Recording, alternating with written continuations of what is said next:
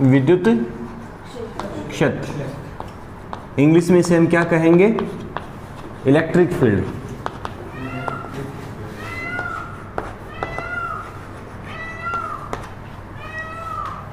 Electric field, ध्यान से सुने, यहां पे दो तीन चीजें हैं। विद्युत क्षेत्र के अंदर एक नंबर पे इसकी परिभाषा आएगी, फिर इसका मात्रक, फिर इसकी विमा और फिर इसका कोई एक फॉर्मूला। ये चार पांच चीजें हैं जो जनरली हर एक टॉपिक में चलते जा रहे हैं। ठीक है, विद्युत क्षेत्र होता क्या है, परिभाषा पे अपन चलेंगे, पहले आप आराम से समझ लें।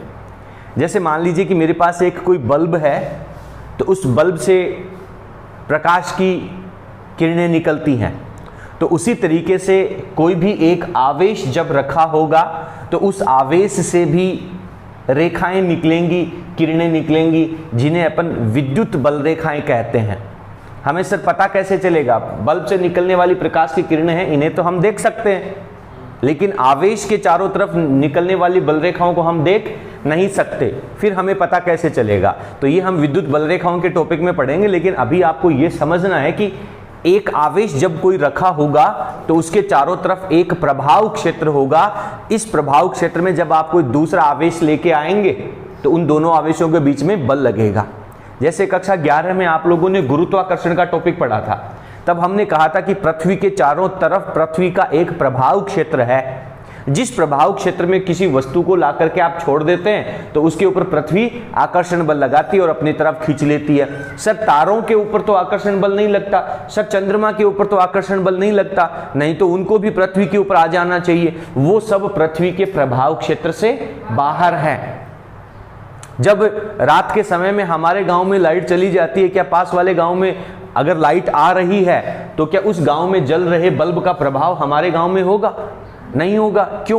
क्योंकि दूरी बहुत ज्यादा है, उन बल्ब के जो प्रकाश का प्रभाव क्षेत्र है वो यहां तक नहीं है। जैसे जैसे आप उस बल्ब के नजदीक जाएंगे उसकी जो चमक है, उसकी प्रकाश की जो चमक है वो बढ़ती जाएगी, यानी उस बल्ब का प्रभाव बढ़ता जाएगा। तो उसी तरीके से हर एक आवेश के चारों तरफ, मान लीजिए यहां पे मेरे पास कोई एक धनावेश रखा हुआ है, तो इस धनावेश के चारों तरफ इसका प्रभाव क्षेत्र है। वो कहते हैं ना, अपनी गली में तो कुत्ता भी शेर होता है। तो जब एक गली के अंदर एक कुत्ता होता है और दूसरा कुत्ता जब उसकी गली में आता है तो वो कहां तक भौंकेगा?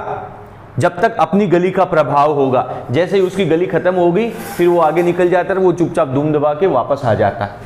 नहीं आया समझ में? तो इस आवेश के चारों तरफ भी इसका प्रभाव क्षेत्र है।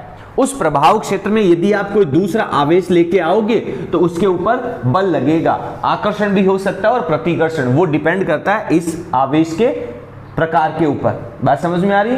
दोनों आवेश यदि समान प्रकृति के होंगे तो प्रतिकर्षण, और विपरीत प्रकृति के हुए तो आकर्षण बल लगेगा। लेकिन अगर इसी आवेश को अगर मैं यहां पे अनंत पे ले जाके रख दूं तो अब ये आवेश जो है वो इसके प्रभाव क्षेत्र में नहीं है, अब इसके ऊपर किसी प्रकार का कोई बल नहीं लगेगा। तो कहने का मतलब हर एक आवेश के चारों तरफ एक ऐसा प्रभाव क्षेत्र होता है जिसमें कोई दूसरा आवेश अगर लाया जाता है तो उसके ऊपर बल लगता है। वो जो इस आवेश के चारों तरफ का प्रभाव क्षेत्र है उसे इस आवेश का, कौन से आवेश का? आपके पास दो आवेश हैं सर, एक तो पहले से रखा हुआ आवेश है और एक ये आवेश हम बाहर से ला रहे हैं। तो कौन से आवेश का प्रभाव क्षेत्र? इस आवेश का जो पहले से रखा हुआ है, इसका विद्युत क्षेत्र कहते हैं। नहीं है समझ में? लिखिए परिभाषा, विद्युत क्षेत्र की परिभाषा लिखो, आराम से समझना। जो कुछ भी अभी आप लोगों ने समझा है उसी को शब्दों के रूप में लिखना है। लिखें, किसी स्थिर आवेश के चारों तरफ का, किसी स्थिर आवेश के चारों तरफ का वह प्रभाव क्षेत्र, स्थिर आवेश के चारों तरफ का वह प्रभाव क्षेत्र जिसमें कोई अन्य आवेश लाया जाए तो वह बल अनुभव करता है, तो वह बल अनुभव करता है। इस प्रभाव क्षेत्र को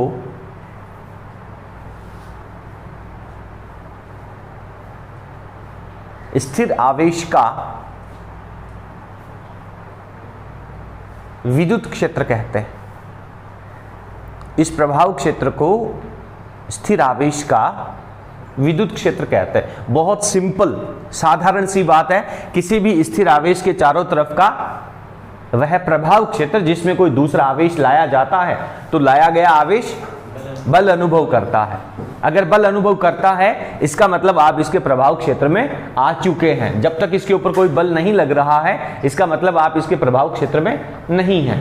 तो ये जो प्रभाव क्षेत्र है वो इस स्थिर आवेश का क्या कहलाता है? विद्युत क्षेत्र कहलाता है। 1 नंबर की परिभाषा परीक्षा में पूछे जाने की पूरी संभावना। ठीक है, आगे आता है विद्युत क्षेत्र की तीव्रता। विद्युत क्षेत्र की तीव्रता आराम से सुनना है आप लोगों को।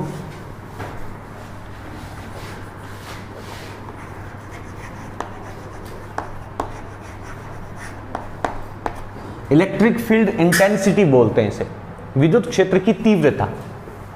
देखो, अगर मैं मेरे शब्दों में कहना चाहूं कि तीव्रता क्या होता है तो मैं सीधा सीधा कहता हूं तीव्रता जो है वो एक भाव है, रेट है। जब आप कोई चीज खरीदने जाते हैं तो आप उसका भाव पूछते हैं। 1 किलो का क्या भाव है, एक कॉपी का कितना मूल्य है, एक पेन का कितना मूल्य है, उसे हम रेट भी बोल सकते हैं और भाव भी बोल सकते हैं। तो मेरे शब्दों में अगर कहूं तो विद्युत क्षेत्र की तीव्रता एक तरह का भाव है। कैसे समझे? सर, ये यहां पे मेरे पास एक Q आवेश है, इसके बाद में मैंने एक दूरी फिक्स कर ली R, ठीक है। इस दूरी के ऊपर मैंने 1 कूलाम का आवेश रखा तो इसके ऊपर कुछ बल लगेगा कूलाम के नियम के फॉर्मूले के अनुसार, कि Q1 Q2 अपॉन R²। नहीं आया समझ में? ये आवेश तो मेरे को फिक्स रखना है, इस आवेश का मान तो मेरे को निश्चित रखना है। अब अगर इसकी जगह मैं 2 कूलाम आवेश रखूं तो Q1 Q2 यानी दोनों आवेशों का गुणनफल तो बढ़ेगा तो इस आवेश के ऊपर लगने वाला बल भी बढ़ेगा। अगर 3 कूलाम रखूंगा तो जो बल 1 कूलाम पे लग रहा था उसका 3 गुना बल लगेगा। नहीं आया समझ में?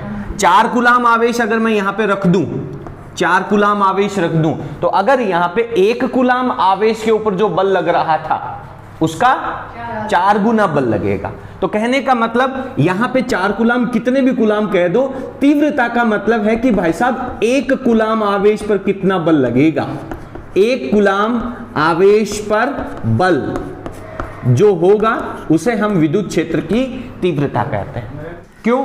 क्योंकि दूरी बदलने पर चीज का भाव भी बदल जाता है। एक शहर में जाकर के आप किसी चीज को भाव करते हो, दूसरे शहर में उसी चीज का भाव कुछ अलग भी हो सकता है, क्योंकि ट्रांसपोर्टेशन का खर्चा भी तो आता है, अरे लाने का खर्चा भी तो आता है। तो सबसे पहले आप दूरी फिक्स करो। तो मैंने ये दूरी फिक्स कर दी। यहां पे 1 कूलाम आवेश के ऊपर जो बल लगेगा, 1 कूलाम आवेश पे जो बल लगेगा उसे अपन विद्युत क्षेत्र की तीव्रता कहते हैं। एकांक आवेश पर लगने वाला बल। लेकिन वो आवेश कहां रखेंगे? ये आवेश इस पहले वाले आवेश के विद्युत क्षेत्र में रखना जरूरी है, क्योंकि बल तो तभी लगेगा।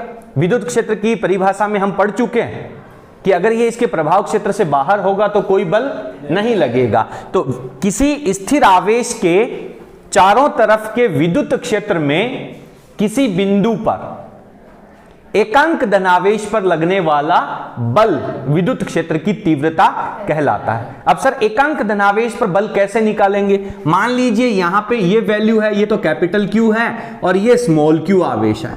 तो सबसे पहले आप ये निकाल लो कि इस Q आवेश के ऊपर बल कितना लग रहा है। तो सर F का फॉर्मूला हो जाता है कूलाम नियम से, Q अपॉन दूरी का स्क्वायर। कितने आवेश के ऊपर बल लग रहा है? Q आवेश पर। एकांक आवेश पर बल निकालने के लिए क्या करेंगे? Q का भाग लगा देंगे। 10 कॉपियों का मूल्य इतना है तो 1 कॉपी का मूल्य कितना होगा? 10 का भाग लगा देंगे। तो यहां पे एकांक आवेश के ऊपर बल का मान निकालने के लिए Q से डिवाइड कर देंगे। तो अपन यहां पे लिखते हैं विद्युत क्षेत्र की तीव्रता की जो परिभाषा होती है उसका फॉर्मूला बनेगा E बराबर F अपॉन Q। E बराबर F अपॉन Q, एकांक आवेश पर लगने वाला बल विद्युत क्षेत्र की तीव्रता कहलाता है। अब मेरे को E की वैल्यू लिखनी है, तो सर E बराबर हो गया हमारे पास F अपॉन Q। F की वैल्यू ये रखेंगे, उसमें Q का भाग लगा देंगे, Q से Q कैंसिल आउट हो जाएगा, तो फॉर्मूला बनेगा KQ अपॉन R²। तो विद्युत क्षेत्र की तीव्रता के 2 फॉर्मूले आपके पास आ गए। एक हो गया E बराबर F अपॉन क्यू और उसी का नया रूप E बराबर के क्यू अपॉन आर स्क्वायर। अब कौन सा फॉर्मूला लगाना है वो आपको प्रश्न की स्थिति देख करके लिखना। अभी अपन परिभाषा लिखेंगे, इसके बाद में इसके सवाल निकालने वाले हैं। लिखें विद्युत क्षेत्र की तीव्रता, पहले परिभाषा लिख लो, उसके बाद में ये सब लिखवा दूंगा मैं, चिंता ना करो। लिखो विद्युत क्षेत्र में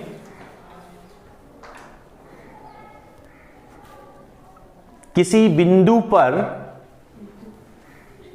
विद्युत क्षेत्र में किसी बिंदु पर एकांक धनावेश पर लगने वाला बल,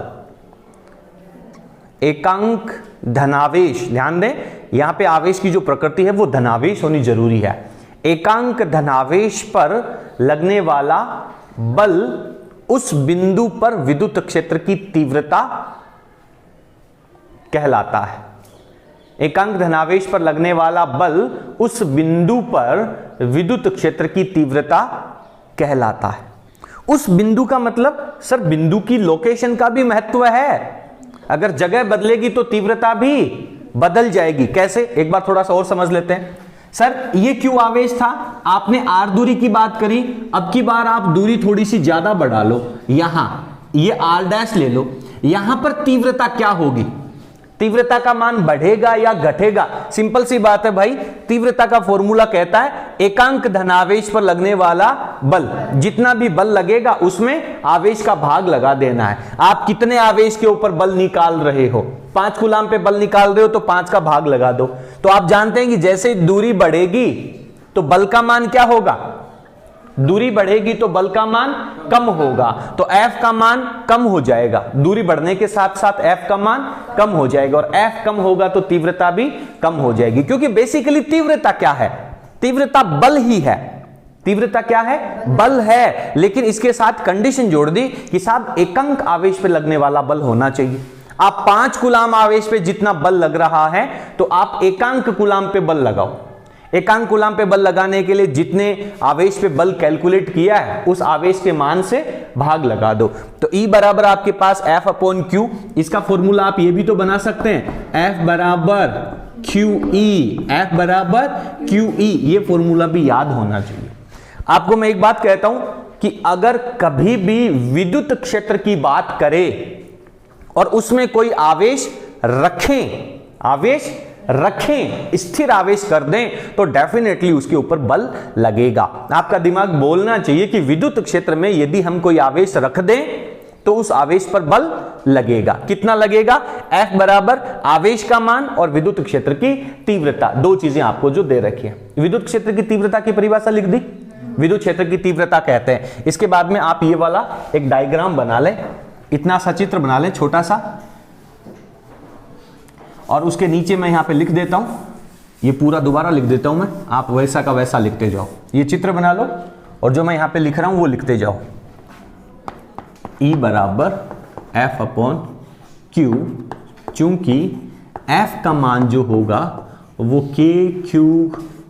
Q अपॉन R का स्क्वायर होगा, और परिभाषा क्या कहती है, उस परिभाषा को जब हम लागू कर देंगे तो E बराबर आपके पास फॉर्मूला बचेगा KQ upon R square, KQ upon R square. और यहां पे नोट लिख दें, बिंदु आवेश के कारण R दूरी पर विद्युत क्षेत्र की तीव्रता, विद्युत क्षेत्र की तीव्रता का सूत्र आ जाता आपके पास।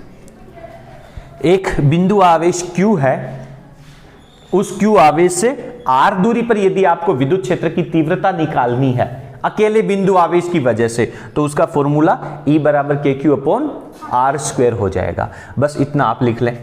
बात करते हैं अपन इसके मात्रक की। बोलो भैया मात्रक क्या लगेगा? सर सिंपल हम यहां से मात्रक निकाल सकते हैं। E बराबर F अपॉन Q, F का मात्रक हो गया न्यूटन और Q का मात्रक हो गया कूलाम। दिक्कत बोलो, न्यूटन बटे कूलाम मात्रक हो जाएगा किसका? विद्युत क्षेत्र की तीव्रता का। रटने की जरूरत नहीं है। यदि आपको विद्युत क्षेत्र की तीव्रता की परिभाषा याद है क्या? एकांक धनावेश पर लगने वाला बल। विद्युत क्षेत्र क्या है? एक्चुअली विद्युत क्षेत्र जो है वो एक तरह का बल है, बट किस पे लगना चाहिए? एकांक आवेश पे लगना चाहिए। तो बल के अंदर आवेश का भाग लगा देंगे, तो F/Q फॉर्मूला मात्रक बन जाएगा N/कूलम। चलो वीमा बता दो भैया, इसकी वीमा कैसे लिखोगे? ऊपर न्यूटन की वीमा, न्यूटन की वीमा कौन बताएगा? शाबाश। बटा में क्या होती है? शाबाश 80, बहुत बढ़िया। कैलकुलेट करो इसको, बोलो M1 L1 T। शाबाश, बहुत बढ़िया, आनंद आ गया आज की क्लास का। ये लो, ये इसकी वीमा है, रटने की जरूरत नहीं है। परिभाषा याद है, फॉर्मूला याद होगा, फॉर्मूला याद है, मात्रक बनाएंगे और मात्रक से हम इसकी वीमा निकाल लेंगे। विद्युत क्षेत्र की तीव्रता कैसी राशि है? सदिश राशि। कैसी राशि है? सदिश राशि। सदिश राशि है तो इसकी दिशा भी होगी। इसकी दिशा किसकी दिशा के बराबर होगी? बल की दिशा में। जिधर धनावेश पर बल लगेगा वही विद्युत क्षेत्र की तीव्रता की दिशा हो जाएगी, बल की दिशा में। विद्युत क्षेत्र की तीव्रता एक सदिश राशि है, सदिश राशि है तो इसकी दिशा भी होगी, और किधर होगी? बल की दिशा में। और बल किस पे लगाएंगे? एकांक धनावेश पर बल लगाएंगे। क्यों? क्योंकि सर यहां पे धनावेश है, इस आवेश की प्रकृति आप बदल भी सकते हैं। तो अगर यहां पे धनावेश है और ये आवेश, इसे अपन कहते हैं परीक्षण आवेश। परीक्षण आवेश मतलब जिसके ऊपर अपन एक्सपेरिमेंट कर रहे हैं, ये आवेश हमेशा पॉजिटिव होगा। तो इस धनावेश के ऊपर बल किधर लगेगा? इसकी वजह से बाहर की तरफ। किधर लगेगा? बाहर की तरफ। तो यहां पर विद्युत क्षेत्र की जो तीव्रता है वो बल की दिशा में बाहर की तरफ होगी। क्लियर? एकदम क्लियर। एक दूसरा एग्जांपल ले लेता हूं। मान लीजिए मेरे पास ऋणावेश होता, अगले टॉपिक में आपको और अच्छे से समझ में आ जाएगा। ये ऋणावेश है सर, ऋणावेश है तो विद्युत क्षेत्र भी उत्पन्न होगा। क्यों? क्योंकि इसके चारों तरफ आप कोई दूसरा आवेश लेके आओगे तो उसके ऊपर बल लगेगा। बल लगेगा तो उसे अपन विद्युत क्षेत्र कहेंगे। अब इस धनावेश के ऊपर इस ऋणावेश की वजह से बल किधर लगेगा? बाहर या अंदर? अंदर की तरफ।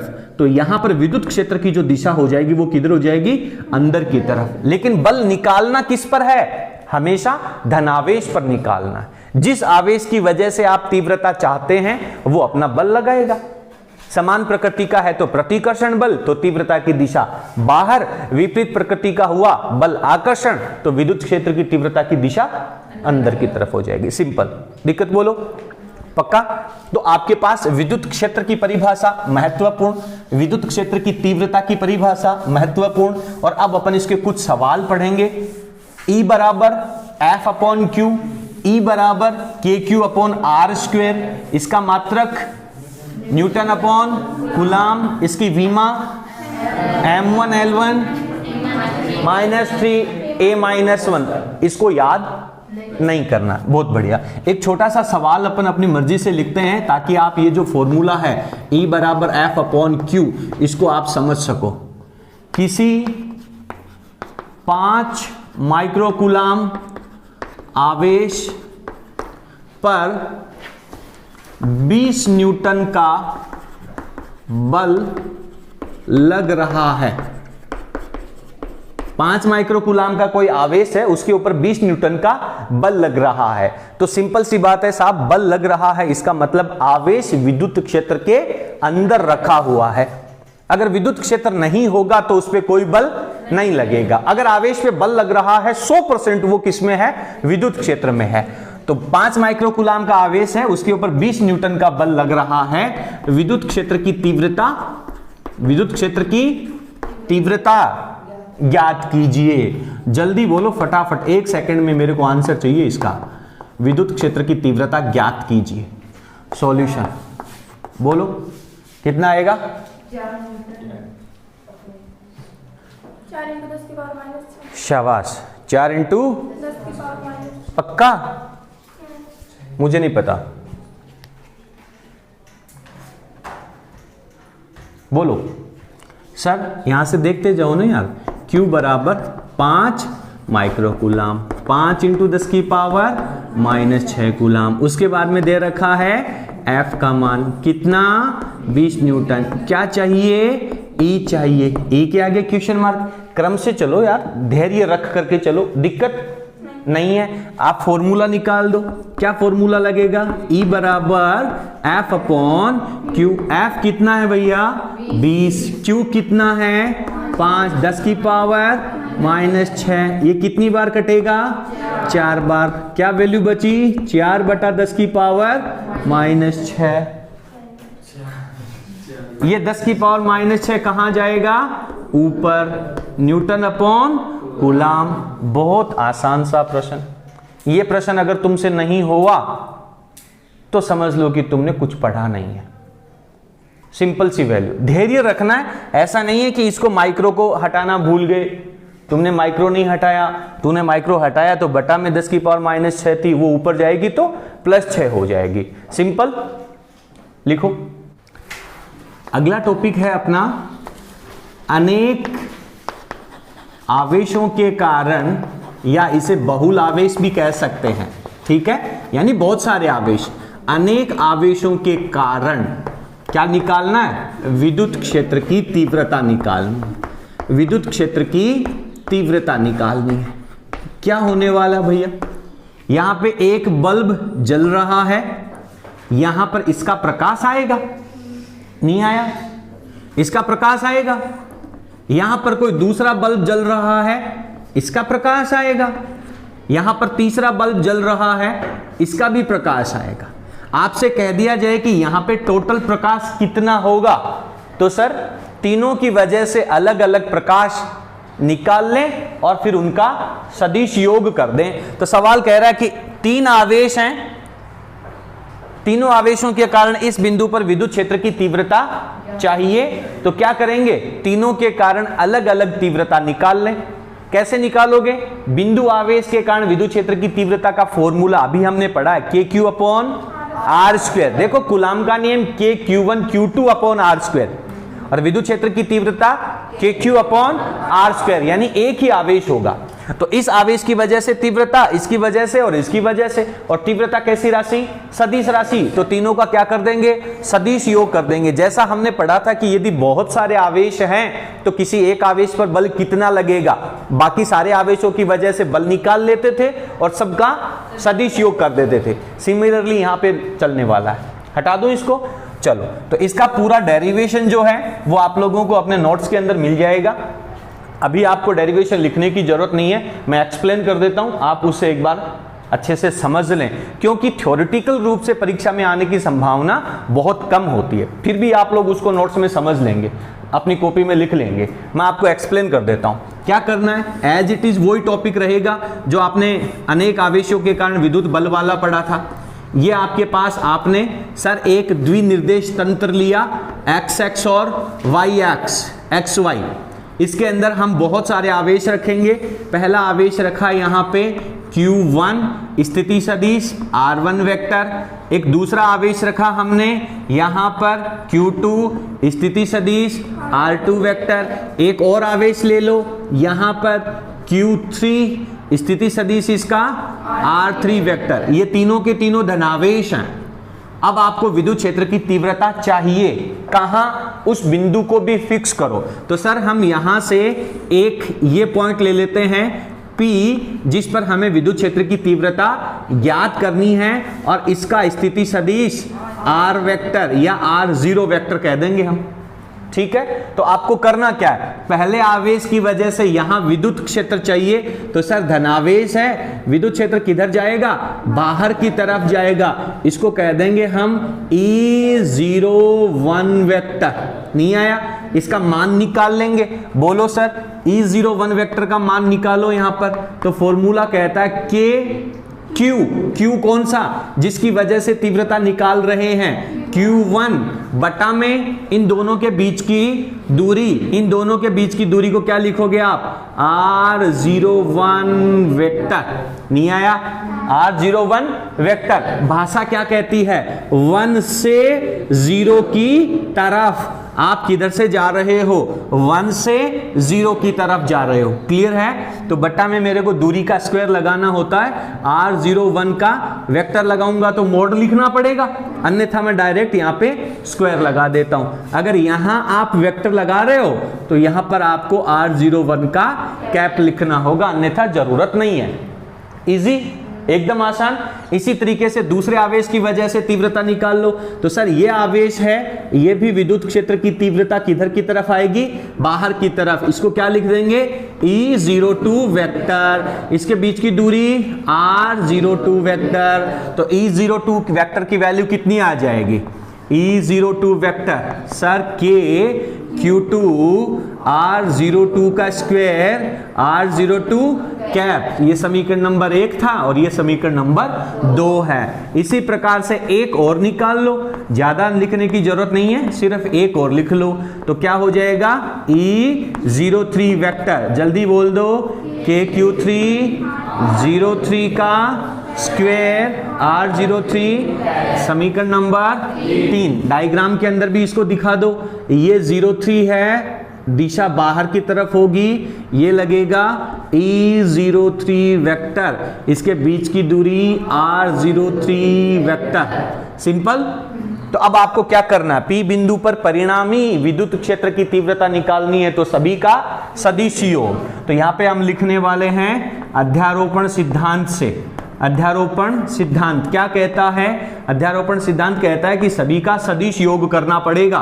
तो E वेक्टर बराबर हो जाएगा sir E01 vector, E02 vector plus E03 vector plus और कुछ भी होता तो वो भी लगा देते, दिक्कत बोलो नहीं है। समीकरण 1 2 3 का मान अपन यहां पे लिखने वाले, कुछ भी टफ नहीं है, बहुत आसान है। घर पे जाकर के एक बार इस टॉपिक को ढंग से पढ़ोगे, फिर कॉपी में बिना देखे लिखोगे। जब आप एकदम अच्छे तरीके से लिख लें तब आप समझना कि ये टॉपिक हो गया। बीच में आपको मदद की जरूरत पड़ी, आपने किताब से देख लिया, इसका मतलब अभी भी कुछ कच्चाई चल रही है, तो दोबारा आप एक बार उसको बिना देखे लिखोगे। बात समझ में आ रही है? स्टेप बाय स्टेप समझ में आएगा। कूलाम का नियम समझ में नहीं आया, विद्युत क्षेत्र की तीव्रता समझ में नहीं आएगी, तीव्रता नहीं आई तो ये सवाल नहीं होंगे। और सारे टॉपिक हम क्रम से कर रहे हैं, दिक्कत बोलो। चलो क्या करने वाले हैं, सबका मान आप लोग लिख लेंगे। मैं एक बार डायरेक्ट चलूं, क्या करूं, सबका योग करने के लिए सर सिग्मा लगाते हैं। आप एक बार यहां पे लाइन छोड़ देना, आप तो नोट्स में से लिख ही रहे हो। चलो तो क्या लिख लूं सर, K कॉमन आ गया, बाहर छोड़ दो, Q आएगा तो Q के नीचे क्या लगा दो, I, दूरी में क्या लगा दो, R0I का स्क्वायर। और I का मान कहां से शुरू किया है आपने, 1 से शुरू किया है। I का मान 1 से शुरू होके कहां तक चलेगा, N तक चलेगा। और यहां पे क्या चल रहा है, R0I का कैप चल रहा है। ये आपके पास E वेक्टर की वैल्यू आ जाएगी, बस खत्म। यानी ये तो थ्योरेटिकल रूप से जब यदि परीक्षा में बड़ा प्रश्न आए तो लिखना होता है। ये डायग्राम बनाएंगे और डायग्राम में जो कुछ भी आपने लिखा कि एक निर्देश तंत्र XY है जिसमें बहुत सारे आवेश Q1 Q2 Q3 हैं, जिनके स्थिति सदिश क्रम से R1 vector, R2 vector, R3 vector हैं। बिंदु P पर विद्युत क्षेत्र की तीव्रता निकालनी है और जिसका स्थिति सदिश R0 वेक्टर है। ये सब बातें लिखेंगे और सिंपल यहां पे उतार लेंगे, ठीक है, हो जाएगा। चलो तो इसको आप लोग नोट्स में से लिख लेना। आगे चलते हैं, एग्जाम्पल नंबर 1.8। देखो सवाल को पढ़ते हैं, बहुत अच्छा सवाल है, बड़ा महत्वपूर्ण है। हर साल इस प्रश्न में बच्चों को प्रॉब्लम रहती है। क्यों? क्योंकि इस सवाल को इमेजिन करना कठिन होता है। अगर आप इसको समझ पाएंगे कि एक्चुअल में ये पूछ क्या रहा है तो आपके लिए बहुत आसान है। कि कोई इलेक्ट्रॉन है वो 2 × 10⁴ न्यूटन प्रति कूलाम परिमाण के एक समान विद्युत क्षेत्र में 1.5 सेंटीमीटर दूरी तक गिरता है। एक कोई इलेक्ट्रिक फील्ड है, कितना है, E का मान यहां पे मैं लिख देता हूं, 2 × 10⁴ न्यूटन पर कूलाम में कौन गिरता है, इलेक्ट्रॉन। कितनी दूरी तक गिरता है, 1.5 सेंटीमीटर दूरी तक गिरता है। फिर क्या होगा, विद्युत क्षेत्र का परिमाण समान रखते हुए इसकी दिशा उत्क्रमित कर दी जाती है। अगली बार अब दूसरा सवाल जोड़ रहा है इसके साथ, विद्युत क्षेत्र का मान समान रखना है, केवल विद्युत क्षेत्र की दिशा बदल देनी है। तथा अब कोई प्रोटॉन इस क्षेत्र में इतनी दूरी तक गिरता है, पहले इलेक्ट्रॉन था, अब क्या है, प्रोटॉन है, इतनी दूरी तक गिरता है। दोनों प्रकरणों में गिरने में लगे समय की गणना कीजिए। इलेक्ट्रॉन अगर इतनी दूरी तक गिरेगा तो इसको कितना समय लगेगा, टाइम कैलकुलेट करना है। और इसी प्रश्न ना मन बैग ले जाना की को बाजी को बाद में आई, छुट्टी में बाद में अब ले जाना ना, तू बंद करे भाषण करे। तो इसमें हमें समय का मान निकालना है। दूसरे सवाल में भी समय का मान निकालना है। एक सवाल मैं बता दूं, दूसरा कर लेंगे। इलेक्ट्रॉन के लिए मैं बता दूं, प्रोटॉन के लिए कर लेंगे। नहीं आया समझ में? ई का मान आपको सेम रखना है। इलेक्ट्रॉन में और प्रोटॉन में फर्क क्या रहेगा, द्रव्यमान डिफरेंट होगा। आवेश तो दोनों में समान रहेगा। दूरी आपको दे रखी है। इलेक्ट्रॉन और प्रोटॉन का द्रव्यमान आप लोग जानते हैं, सवाल में नहीं दे रखा है। परीक्षा में इसके अंदर जो चित्र दे रखा है वो पेपर में चित्र नहीं दिया हुआ होगा। लगे समय की गणना कीजिए, समय की गणना करनी है। चलो, ये आपके पास कोई एक इलेक्ट्रिक फील्ड है। इलेक्ट्रिक फील्ड की डायरेक्शन क्या दे रखी है, नीचे पॉजिटिव प्लेट है, ऊपर नेगेटिव प्लेट है। विद्युत क्षेत्र की जो दिशा होती है वो धनावेश से ऋणावेश की तरफ होती है। हालांकि ये सवाल विद्युत बल रेखाओं के बाद आना चाहिए था। इसका अगला जो टॉपिक है ना विद्युत बल रेखाएं, उसके बाद ये सवाल आना चाहिए था, क्योंकि यहां पे आपको ये बात समझ में नहीं आएगी कि विद्युत क्षेत्र की दिशा धनावेश से ऋणावेश की तरफ क्यों होती है। अभी आप मान लें, अगला जब अपन टॉपिक पढ़ेंगे तब आपको ये मैं क्लियर करवा दूंगा, ठीक है। तो ये विद्युत क्षेत्र की दिशा है। यहां पे कोई एक इलेक्ट्रॉन रखा, उस इलेक्ट्रॉन को जब आप छोड़ेंगे तो वो किधर गिरेगा, नीचे की तरफ। क्यों गिरेगा, गुरुत्वाकर्षण का प्रभाव नहीं लगेगा। अगले ने प्रश्न के लास्ट में लिखा है कि गुरुत्वाकर्षण का प्रभाव आपको जीरो मानना है, प्रभावहीन मानना है। यह मत कहना कि यह गुरुत्वाकर्षण की वजह से गिरेगा। बात समझ में आ रही है? हालांकि गुरुत्वाकर्षण का प्रभाव होगा, लेकिन हमें कैलकुलेशन में नहीं लेना है। तो फिर किसकी वजह से गिरेगा, सर धनावेश की वजह से वो आकर्षित होगा। और इन दोनों के बीच में एक इलेक्ट्रिक फील्ड है E, कितना, 2⁻⁴। और इसमें आप कोई एक आवेश रखते हो Q, तो इसके ऊपर लगेगा बल। कितना बल लगेगा, सर अभी हमने पढ़ा है F = QE vector vector, F = QE। नहीं आया समझ में? तो अब आप F की वैल्यू निकाल लें। Q कितना है, इलेक्ट्रॉन का आवेश 1.6 10⁻⁻⁹, E का मान 2⁻⁴, इतना बल लगेगा। 16 दूनी 32, 3.2 और 10 की पावर हो गया -15। This is Newton. इतने न्यूटन का बल उसके ऊपर लगेगा। किधर की तरफ, नीचे की तरफ। क्यों, क्योंकि नीचे धनावेशित प्लेट है, वो उसे अपनी तरफ खींच रही है। समझ में आया? दूसरा सवाल मैं तुम्हें तरीका समझा देता हूं, आपको कैलकुलेट खुद करना है। अब की बार ऊपर की तरफ पॉजिटिव प्लेट है, नीचे की तरफ नेगेटिव प्लेट है। इलेक्ट्रिक फील्ड नीचे की तरफ लगेगा। और अब की बार आपके पास यहां पे कौन सा पार्टिकल है, प्रोटॉन है। तो प्रोटॉन धनावेशित होता है, किधर आकर्षित होगा, ऋणावेश की तरफ। तो इसके ऊपर बल लगेगा F = QE। आवेश तो इसका भी उतना ही है, अरे प्रोटॉन और इलेक्ट्रॉन का आवेश बराबर होता है, और इलेक्ट्रिक फील्ड भी उतना ही दे रखा है। यानी यहां तक तो सवाल दोनों में सेम होगा। नहीं आया?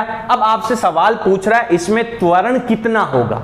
जब ये ऐसे गिरेगा तो प्रारंभ में यहां से जब इलेक्ट्रॉन गिरना शुरू हुआ उस समय इलेक्ट्रॉन क्या है, विराम अवस्था में रुका हुआ है। आप किसी ऊंची मीनार के ऊपर जाकर के पत्थर को ऐसे छोड़ते हो तो गुरुत्वाकर्षण की वजह से बल लगेगा ना उस पे, तो धीरे धीरे उसका वेग बढ़ेगा। वेग बढ़ेगा तो उसमें त्वरण भी उत्पन्न होगा।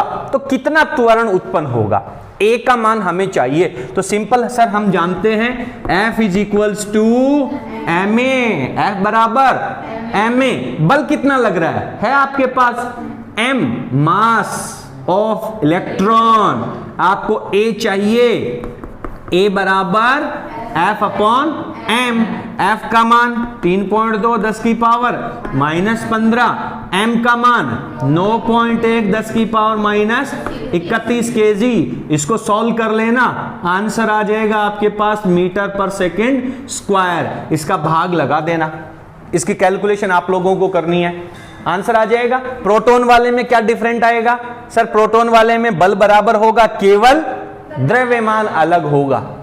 अब एक बात सोच के देखो, बहुत सिंपल प्रश्न, लॉजिकली कैसे पढ़ा जाता है। कंपटीशन में इस तरह के प्रश्न आते हैं, यदि द्रव्यमान बढ़ेगा, द्रव्यमान बढ़ेगा तो त्वरण क्या होगा? त्वरण क्या होगा? कम होगा। त्वरण क्या होगा? कम होगा। तो आप मेरे को सोच के बताओ कि प्रोटॉन का द्रव्यमान इलेक्ट्रॉन के द्रव्यमान से ज्यादा होता है, प्रोटॉन का द्रव्यमान ज्यादा होता है। अगले टॉपिक में आप प्रोटॉन यूज करेंगे, प्रोटॉन का द्रव्यमान ज्यादा होगा तो एक्सेलरेशन का मान कम आएगा।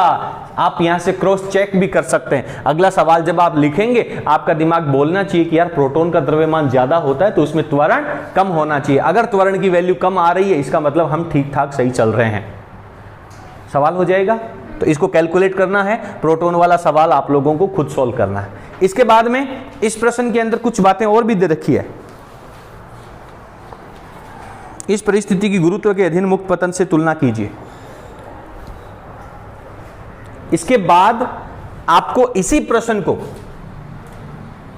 गुरुत्वाकर्षण के अधीन तुलना करनी है।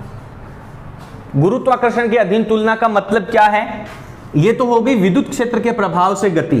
दूसरी बार होगी कि जब ये इलेक्ट्रॉन नीचे की तरफ जाएगा तो इसके ऊपर एक बल लगेगा F, कितना? mg। मास आपको इसका दे रखा है। g गुरुत्वीय त्वरण आप जानते हैं। आप जानते हैं कि गुरुत्वाकर्षण के प्रभाव में जो त्वरण होता है वो 9.8 मीटर प्रति सेकंड स्क्वायर होता है। आप इसकी वैल्यू निकालेंगे, त्वरण की, प्रोटॉन के त्वरण की वैल्यू निकालेंगे और आप देखेंगे कि जो 9.8 मीटर प्रति सेकंड स्क्वायर है वो वैल्यू बहुत कम है इस त्वरण की अपेक्षा। बात समझ में आ रही है? इसलिए गुरुत्वाकर्षण का जो प्रभाव है उसको हम नगण्य मान करके इस सवाल में चल सकते हैं। केवल आपको नीचे एक लाइन लगानी है बस। तो आज के लिए इतना ही। अगला सवाल आप लोग एक बार उदाहरण नंबर 1.9 एक बार घर से करके आएंगे। अगर इजीली हो जाए तो बढ़िया, नहीं हो तो फिर अपन कल समझते हैं। ठीक है।